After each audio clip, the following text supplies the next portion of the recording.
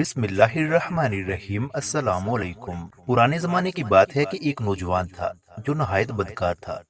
کوئی بھی خوبصورت لڑکی دیکھتا تو اس کے ساتھ زنا کیے بغیر نہ رہتا، لیکن جب وہ کسی گناہ کا ارتکاب کرتا اسے کاپی میں نوٹ کر لیتا۔ ایک دفعہ کا ذکر ہے کہ ایک جوان عورت تھی جو بہت زیادہ غریب تھی۔ اس کے بچے 3 دن سے بھوکے تھے۔ جب بچوں کی بھوک برداشت نہ کر سکی تو جسم بیچنے کا ارادہ کر بیٹھی۔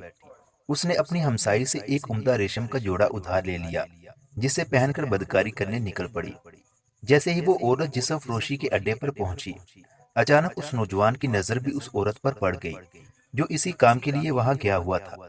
نوجوان نے اسے اپنے پاس بلایا اور جب اس کے ساتھ بدکاری کا ارادہ کیا تو عورت روتے ہوئے کہنے لگی، بھائی میں فاحشہ یا زانیہ عورت نہیں ہوں، میں بچوں کی پریشانی کی وجہ سے اس طرح نکلی ہوں، کیونکہ بچوں کی بھوک مجھ سے دیکھی نہیں جاتی۔ جب تم نے مجھے بلایا تو خیر کی امید ہوئی۔ یہ سن کر اس نوجوان نے عورت کو کافی درہم دیے اور رونے لگا۔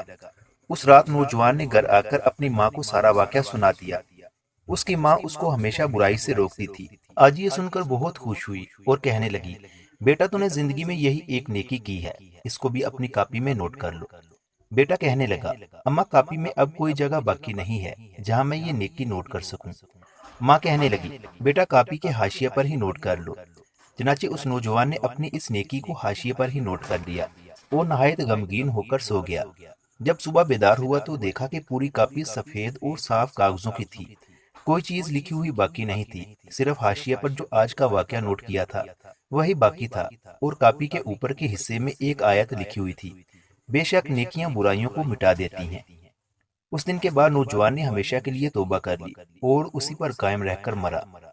اس کہانی سے آپ نے کیا سیکھا؟ اپنی رائے کا اظہار کمنٹس میں لازمی کریں، اور مزید اس طرح کی اچھی اچھی کہانیاں اور واقعات سننے کے لیے ہمارے یوٹیوب چینل علمی روم کو سبسکرائب لازمی کریں۔ ملتے ہیں اگلی ویڈیو میں۔